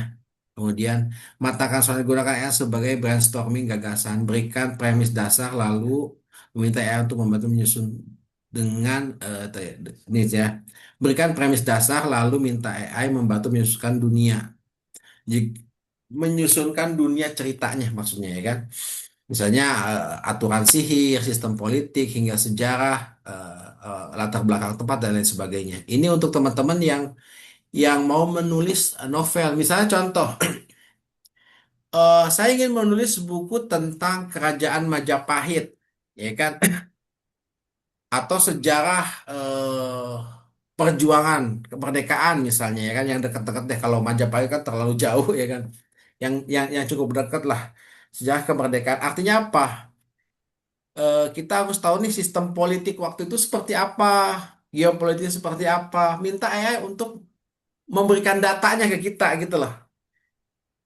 Oke, kemudian latar belakang, tempat yang kita ambil, misalnya kita belum pernah ke Surabaya, tapi di sana ada tragedi, peristiwa yang besar misalnya ya kan, di Surabaya terkait dengan kemerdekaan. Nah, kita bisa menggunakan AI untuk mendata kira-kira bentuk bangunan, struktur sosial di sana seperti apa waktu waktu zaman itu. Jadi itu kita kolaborasikan dengan premisnya, dengan premis atau ide dasar dari dari dari tulisan, dari cerita yang ingin kita buat. Gitu ya teman-teman semua. Jadi AI sebagai alat untuk eh, cara kita melakukan riset, ya. Jadi nggak bisa sembarangan untuk membuat naskah yang berkualitas. Oke. Nah, kemudian jadi buat dulu premisnya. Premis itu ide pokok ya teman-teman semua. Kemudian tadi susun juga karakternya. Kita udah tahu nih tokoh-tokoh utamanya siapa aja, namanya, latar belakang sudah ada. Kemudian kita juga susun setting tempatnya, latar belakang politiknya, ya kan? Semua data kita udah sempurnakan semua tuh. Jadi udah ngerti nih setting tempatnya apa, nanti di mana aja, eh, setiap karakter itu profesinya apa aja, semua sudah kita lengkapi. Baru semua itu kita susun, ya kan? Kemudian minta AI untuk meramu, membuatkan outline, membuatkan kerangka yang berisi tadi tempat, karakter, dan lain sebagainya di situ. AI lah yang kemudian membantu kita meramu sebuah konsep cerita dalam bentuk kerangka adegan demi adegan di setiap babnya. Gitu ya. Jadi menarik ceritanya, lengkap dan detail. Dan itu bisa kita lakukan dengan cepat daripada misalnya kita riset sendiri, baca-baca buku sendiri, itu akan sangat melelahkan. Ini simpel, teman-teman. Cuman balik lagi ke pengetahuan dasar kita. gitu loh. Semakin kita punya pengetahuan yang tinggi, semakin kita punya pemahaman yang tinggi, maka kita akan lebih cerdas menginstruksikan kepada AI agar bisa menghasilkan tulisan yang lebih berkualitas, kan begitu, ya kan? Kalau misalnya tulisan kita kayak monoton, sudah pakai AI kok monoton terus, ya mungkin tadi kita tidak detail di sininya, di premisnya kita nggak detail. Kemudian di membangun dunia pun kita tidak detail, nggak melibatkan struktur politik, sejarah, ya kan, profesi, latar belakang, setting tempat, kita nggak siapkan itu semua, gitu loh. Akhirnya apa ya? AI-nya apa adanya nulisnya, gitu loh. Tuh. Ya kan, bener nggak? Nah, itu harus disiapkan. Nanti nanti di kelas bimbingan saya akan jelaskan lebih terperinci. Jadi sebelum kita nyusun kerangka itu apa saja yang harus kita siapkan, ya kan? Minimal tadi siapkan dulu ide ceritanya. Kedua, siapkan dulu tokoh-tokohnya itu apa aja, ya kan? Karakternya bagaimana, sifatnya bagaimana, gaya rambutnya seperti apa, gaya bicara seperti apa, latar belakangnya seperti apa. Kemudian tadi setting tempatnya di mana, waktunya kapan, politik yang berada di cerita itu seperti apa, ya kan? Kita bisa susun. Begitu juga dengan naskah-naskah, ide cerita yang fantasi, ya kan, menyusun dunia sihir, ya kan, kemampuan supernatural dan lain sebagainya. Itu bisa dibangun teman-teman semua. Itu ya. Jadi kita punya teman diskusi berkreasi dengan enak menggunakan AI. Jadi menarik banget menurut saya ya kan. Itu. Itu tidak saya dapatkan dulu ketika saya mulai menulis, ya kan. Itu tidak saya dapatkan dan akhirnya apa, menulis itu menjadi sesuatu yang sangat melelahkan. Oke, tuh mengembangkan dimensi karakter agar karakter terasa hidup konsisten, maka buatlah lembaran profil karakter bersama AI. Berikan konsep dasar karakter, ya kan, lalu minta AI memberikan detail tambahan seperti motivasi mereka, ketakutan terbesar mereka, kebiasaan unik hingga dinamika hubungan antar tokoh. Ini detail dulu, gitu loh, ya. Detail dulu, dibangun. Oke, gitu kan. Oke, kemudian menyusun adegan demi adegan saat Anda berada dalam keadaan writer block, ya kan, atau lagi stuck dalam mengelaborasi adegan demi adegan, kita bisa bisa memecah kebuntuan itu dengan menjadikan AI sebagai penyelamat atau berdiskusi dengan AI. Saya bingung dengan naskah cerita ini. Coba kamu bantu untuk memberikan alternatif cerita atau alternatif ending atau alternatif klimaks atau alternatif konflik yang dibuat itu. Kayak kurang greget deh di bagian ini. Coba kira-kira masukan kamu seperti apa? Berikan saya opsi, ya kan. Jadi kita bisa diskusi. Ketika naskahnya sudah oke, kita simpan, kita susun dan sebagainya. Gitu ya. Lagi-lagi, kenapa ini harus kita lakukan? Karena target kita adalah bagaimana kita bisa membuat naskah yang profesional, bukan sekedar nulis, ya kan? Bukan sekedar bikin cerita yang nggak jelas nih latar belakangnya apa, nggak jelas nih sosoknya seperti apa. Kenapa? Karena nanti yang akan mengkurasi, mengedit dan menseleksi naskah kita adalah penerbit-penerbit profesional, editor-editor profesional yang sudah terbiasa menyunting buku-buku profesional, ya kan? Contoh buku Terelie, ya kan? Itu kan bisa Terelie kan di Republika. Ketika kamu misalnya mengirimkan naskah ke Republika, maka para penyunting Terelia pun akan menseleksi naskah kamu. Kalau kita menulisnya tidak stabil, ceritanya kurang kuat, tidak punya data yang komprehensif, ya kan, karakternya tidak stabil, ya kan, ya naskah kita akan repot. Jadi AI itu bertugas untuk memudahkan kita dalam proses menulis. Tapi tetap bagian kreatifnya adalah milik kita. Kita yang mengontrol semuanya, gitu ya. kita yang nanti menyeleksi, mengkoreksi. Sama kayak misalnya kita punya asisten ya kan, asisten ngerjain ini nih, misalnya kita punya asisten ngebantu kita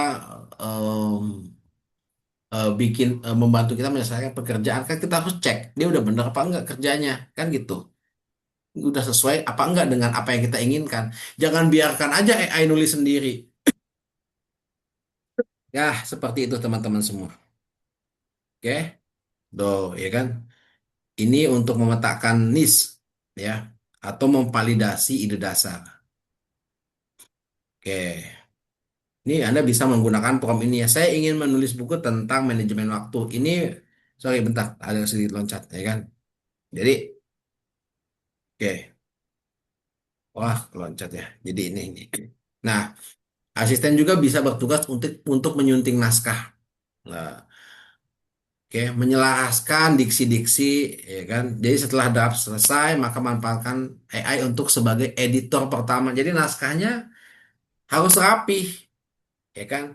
EYD-nya jangan berantakan, penggunaan kalimatnya jangan berantakan, harus rapi dan AI bisa membantu itu untuk mengedit naskah kita satu persatu, rapi, ya kan? Kalau kita kan nulis ini, saya kan biasa banget tuh ngedit teman-teman hasil dari tantangan menulis, ya kan? Wah itu luar biasa sekali hasil tulisannya ya, gitu. Sampai di sini ada yang mau ditanyakan kan nih? Apa? Agak capek nih saya ngomong nih. Oke, jeda dulu. Boleh di apa namanya di sesi diskusi ya. Itu teman-teman semua. Oke. Materinya pas di-share ya, teman-teman. Saya baca di kolom komentar dulu ya. Ya di kolom komentar udah banyak nih yang diskusi ya.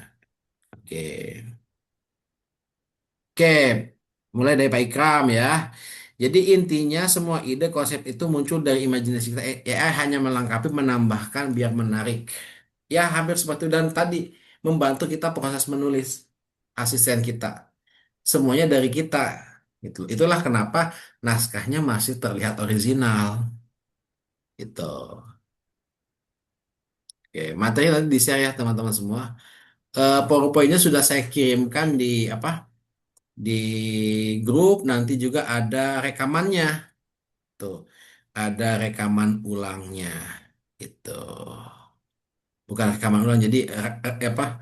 Ya, rekamannya ya ada nanti. Begitu kira-kira. Oke. Ya baik, Assalamualaikum Bang Boleh. TB Ya, yang saya baik. udah so.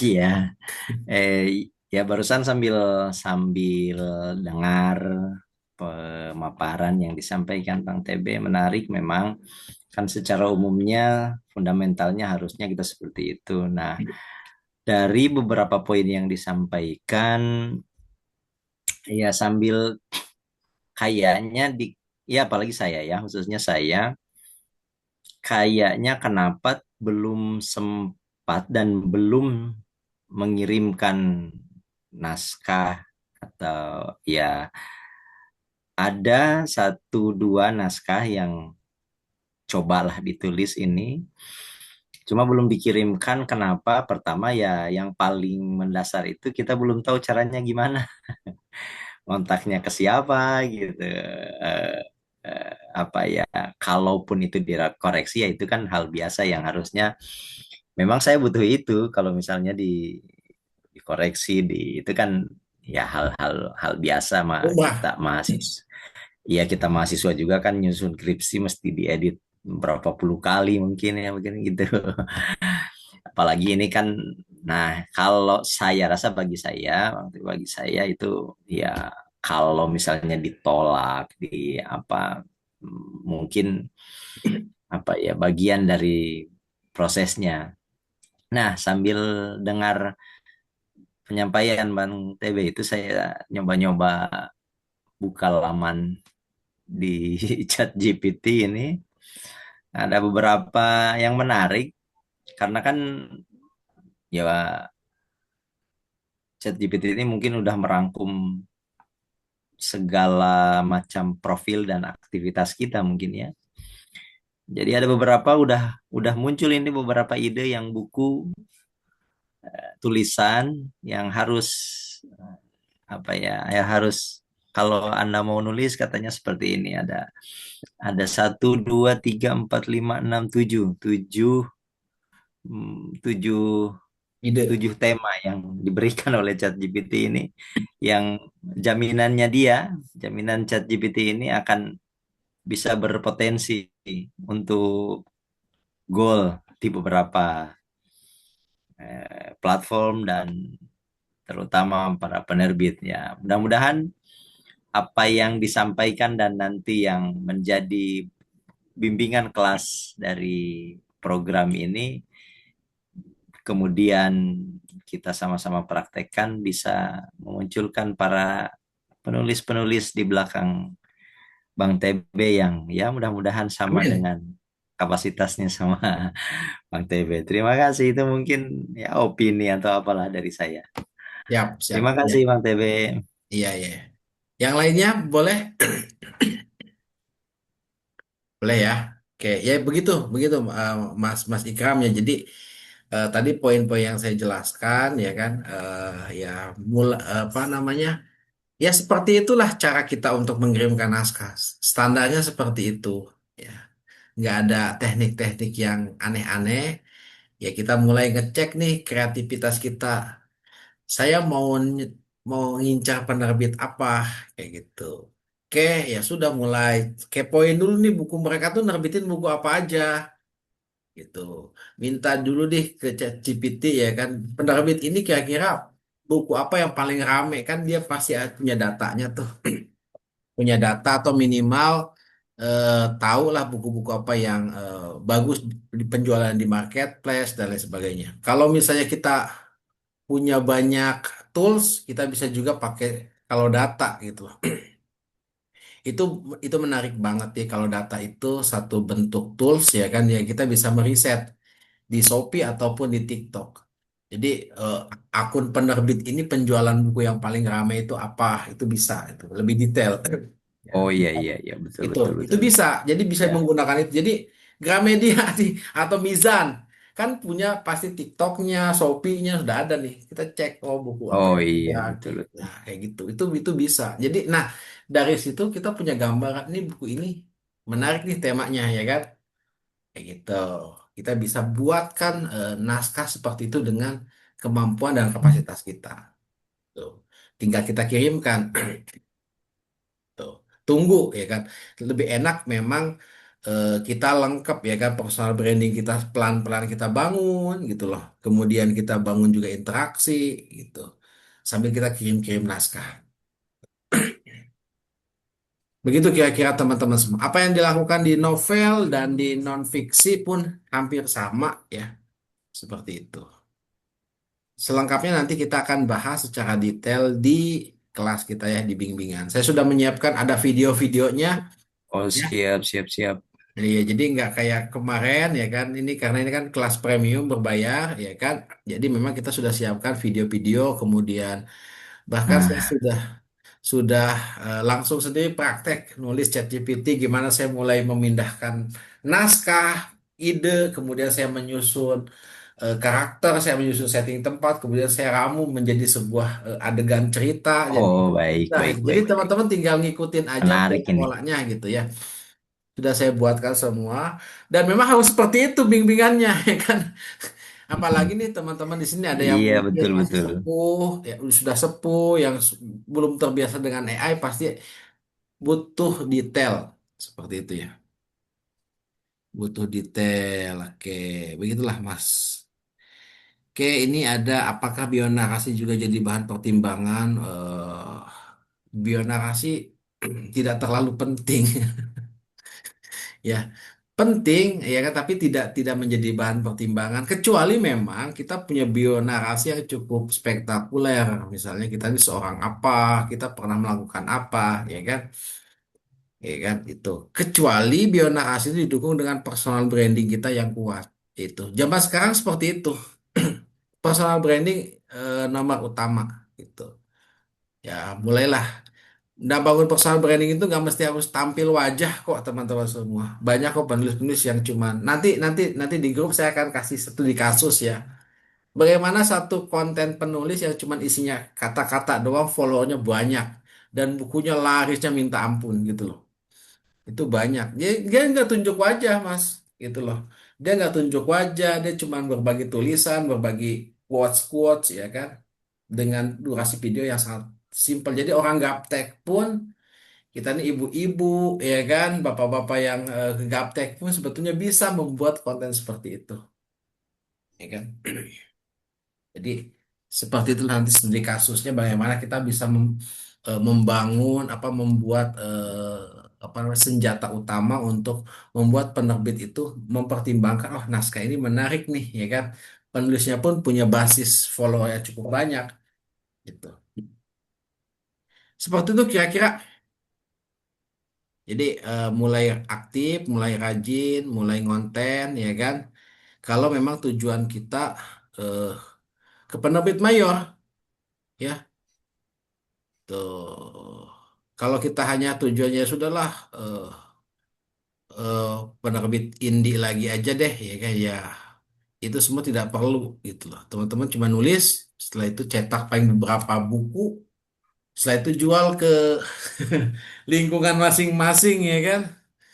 Ya sudah, atau buat buat pribadi ya, semua itu tidak perlu apa yang saya sampaikan itu kan, ya kan. Tapi kalau teman-teman ingin berkarir jadi penulis, punya nama besar, bukunya dibaca banyak orang, apa yang saya sampaikan itu penting untuk dilakukan. Tuh, ya, balik lagi ke tujuan teman-teman masing-masing gitu.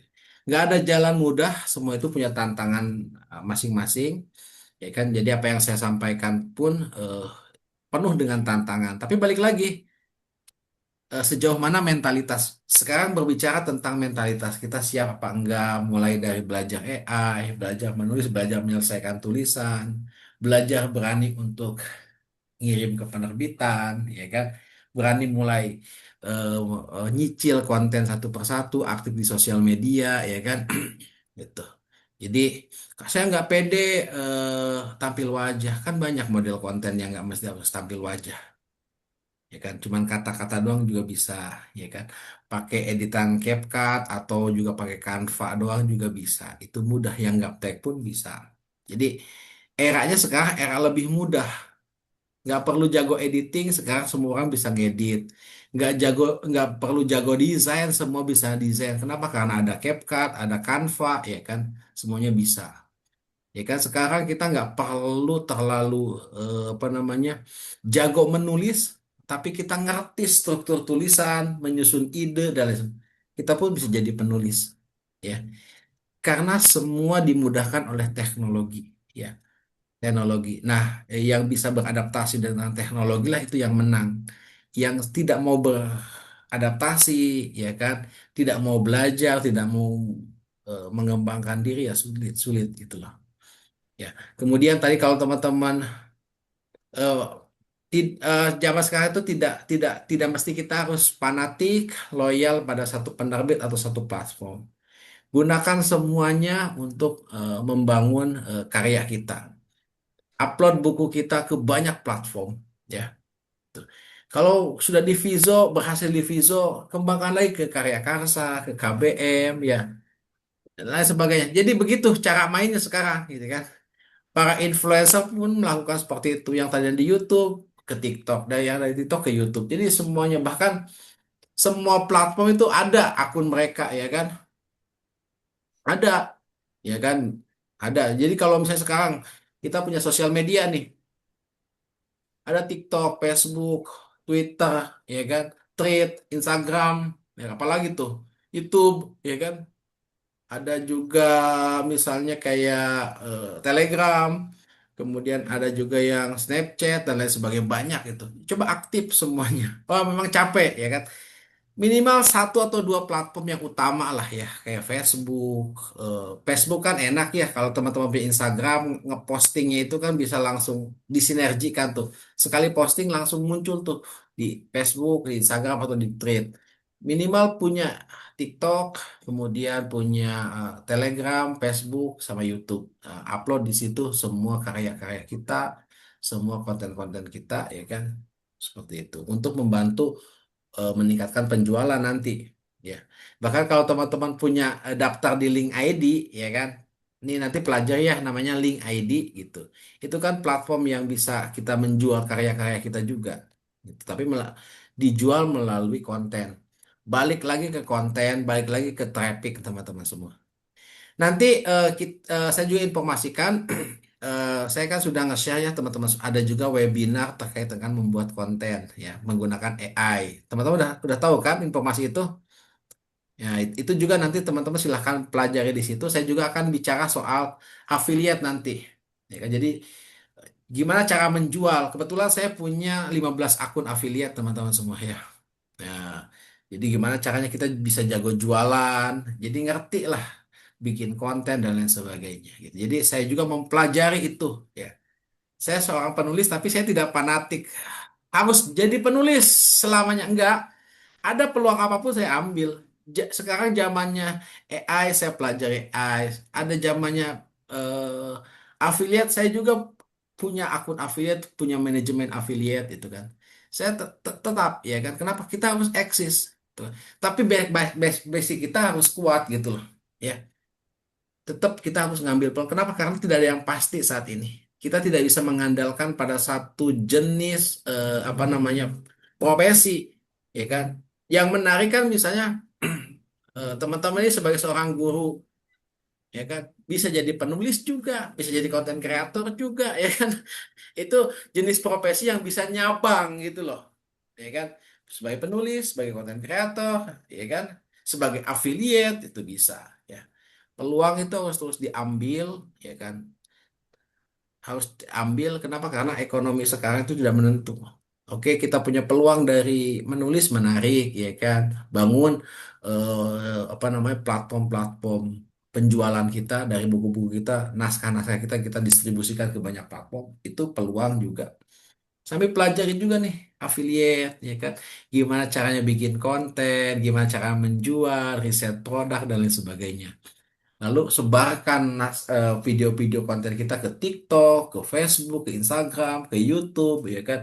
Dari situ kita dapat juga penghasilan. Kan begitu teman-teman semua. Ya, intinya kita belajar terus, jangan berhenti, aktivitas terus, ya kan? Eh, Semakin banyak kegiatan, semakin menarik. Tapi tentu disesuaikan dengan kapasitas kita, ya kan? Kalau kita masih bisa satu ya udah satu dulu deh jalan. Jadi tergantung dari kapasitas dan kemampuan kita. Mungkin sampai di sini ya teman-teman semua diskusi kita pada malam hari ini ya. Semoga bisa mengetuk dan membuka pemikiran teman-teman semua agar wah kayaknya kita harus terus belajar nih gitu ya. Oke, nanti semua materi rekaman ini saya akan kirimkan ke teman-teman. Kemudian juga kita besok akan mulai persiapan bimbingan-bimbingan terkait tentang penulisan yang lebih detail lagi. Ya, webinar ini hanya pembuka masuk ke materi-materi yang lebih detail, lebih rumit, dan juga lebih menantang. Begitu teman-teman semua. Satu lagi ada yang mau bertanya? Boleh? Saya mau nanya, Boleh. kan Boleh. ini ya dalam untuk menggunakan AI kita kan pakai ChatGPT. Nah, itu biasanya kan ada yang apa gratis, ada yang berbayar, terus ada yang berbayar murah, terus ada yang mahal. Nah, menurut pengalaman itu pakai apa ya? Apa Saya, pakai yang gratis saja itu sudah saya cukup atau gimana? Saya pakai yang gratisan, Bu. Gratisan ya. Gratisan. Karena tadi logikanya kan gini ya. Sebenarnya ChatGPT yang yang berbayar, saya punya yang berbayar untuk teman-teman editor ya kan ngebantu teman-teman editor untuk ngedit ya kan saya punya. Tapi untuk saya pribadi untuk kreativitas karena sebetulnya yang berbayar itu tergantung kapasitasnya aja, kapasitas limitnya gitu loh, Bu. Jadi misalnya kita mau bikin gambar, kalau yang berbayar itu nggak dibatasi gitu loh. Mau bikin gambar Hmm. berapapun bisa, ya kan? Tapi karena saya butuhnya hanya asisten penulisan dan itu pun saya yang memandunya, saya kira yang gratisan juga cukup. Ya betul cukup, ya kan? Gitu, Bu. Jadi nggak mesti kita manfaatkan dulu deh yang gratisan. Tuh, kalau bisa dibandingin nanti Bu, Ibu kan ada yang bagus tuh kan ada Gemini sama ChatGPT ya kan. Coba nanti satu satu tema ya kan dibikin dua versi, versi yang Gemini sama versi ChatGPT gitu loh. Biar nanti kita atau mungkin yang ada AI yang di Meta itu loh Bu, yang ada di WA gitu. Coba dicoba ya kan. Kalau saya kurang suka sama yang AI di Meta ya kan, kurang ini ya, kurang pinter AI-nya gitu. Saya lebih suka Gemini atau ChatGPT dua itu yang saya pakai gitu. Begitulah Bu. Tapi tapi balik lagi AI kita itu kan berbeda-beda ya Bu, tergantung nanti kita sejauh mana intensitas. Betul kata Pak Ikram tadi, AI itu kayak udah ngerti sama kita ya karena kita terus berinteraksi sama AI gitu loh. Jadi dia tahu kita kerjaannya apa, kita curhatnya apa. Kadang-kadang saya suka curhat loh Bu sama AI. Iya, betul betul. Betul, Benar Bang. Bu. Saya suka Iya. curhat ya. Misalnya contoh ya kan. Contoh nih saya sedikit buka ya. Saya kan didiamin sama istri saya nih lagi marah istri saya ya kan. Saya minta loh curhatnya ke AI. Saya harus ngapain ya? Apakah saya harus ngasih penjelasan atau diemin dulu gitu? Karena saya juga suka puyang gitu loh. Tiba-tiba saya diemin, saya didiemin atau apa itu kan saya butuh nasihat gitu. Kalau minta nasihat ke orang lain kayaknya pasti bukan nasihat, malah saya diceramahin gitu loh. Atau ya saya hanya mengumbar-umbar masalah saya gitu. Mending saya curhatlah ke ChatGPT ya kan, minta nasihat, minta pandangan gitu. Saya bahkan sampai malam suka ngobrol apa aja dengan ChatGPT kayak kayak ngobrolin apa aja gitu loh. Saya minta minta penjelasan tentang dinosaurus misalnya kan. Apa aja saya ceritain ya.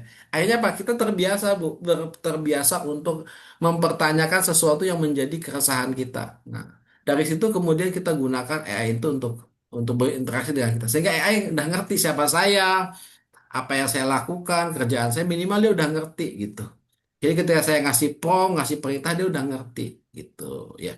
Balik lagi saya gunakan AI itu sebagai teman ya kan, teman yang nggak baper ya kan, nggak baper, nggak cemburuan, nggak capek ya kan, ya boleh-boleh saja itu ya kan. Eh, karena kalau kita curhat ke teman ya teman juga punya masalah ya kan, repot lagi gitu ya udah, saya gunakan semuanya untuk membantu agar saya bisa lebih kreatif, lebih stabil, itulah Bu ya. Jadi boleh pakai yang gratisan, kita pakai gratisan-gratisan aja Bu ya. Gitu. Oke, ada lagi yang mau tanya? Kalau Dola itu Dola mah bagus juga Dola, tapi saya biasa pakai buat ngegenerate ini ya, bikin bikin bikin video di Dola itu biasanya ya. Bagus-bagus juga ya kan. Tapi saya jarang pakai Dola untuk brainstorming. Jadi coba aja bandingkan. Jadi satu ide, satu premis ya kan, bikinkan nanti di dicek tiga hasil gitu mana yang paling bagus gitu. Jadi saya lebih suka melakukan perbandingan ya, gitu ya. Itu kalau yang bagus menurut kita ya itu yang kita pakai ya. Oke teman-teman semua, eh mungkin sampai di sini diskusi kita. Nanti kalau ada yang nanti rekamannya saya kirimkan, nanti kalau teman-teman simak lagi rekamannya mungkin ada yang mau ditanyakan, ada yang mau didiskusikan langsung aja di grup ya. Kita diskusi panjang nanti di grup, belajar pelan-pelan di grup. Begitu ya teman-teman semua, terima kasih sudah standby, hadir, ngobrol ya kan.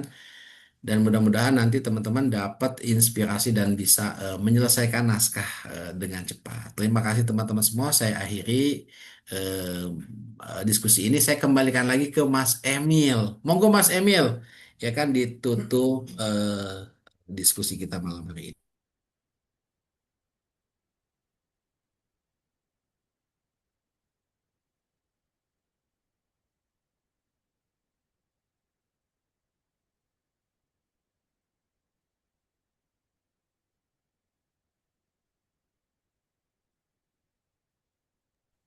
Baik, terima kasih kepada Bang TB yang sudah memberikan paparan materinya.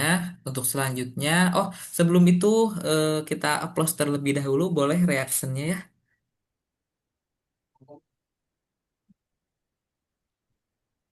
Oke, oke. Terima kasih. Terima kasih teman-teman ya. Alhamdulillah. webinar kita dari awal sampai akhir sudah selesai. Semoga melalui materi ini kita bisa mengaplikasikannya dalam kehidupan sehari-hari. Namun saya ingatkan lagi bahwasannya di dalam upaya menulis itu kita perlu yang namanya proses. Tentu webinar di malam kali ini tidak cukup, tapi terus bisa dipraktekkan dalam kehidupan sehari-hari. Maka dari itu, nanti kita tindak lanjutnya, silakan teman-teman untuk menyimak grup terlebih secara bertahap ya. Oke, teman-teman, selanjutnya